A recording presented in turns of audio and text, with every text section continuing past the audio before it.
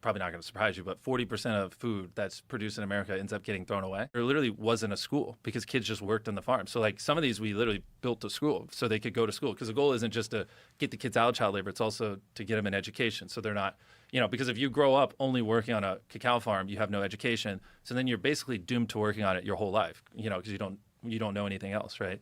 Another thing I think is a thing that people should hear is, especially in America, do you know that, it's probably not going to surprise you, but 40% of food that's produced in America ends up getting thrown away?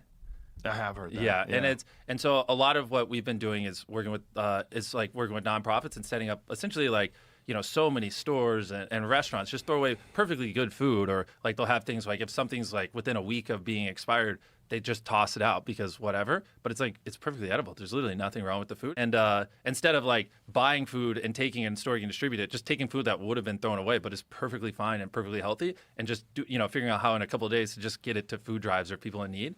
Like if you work at a retailer, I'm sure a lot of people here do, that throws away perfectly good food because they're like, they never want to run a risk of something being bad on the shelf, so they'll preemptively throw it away.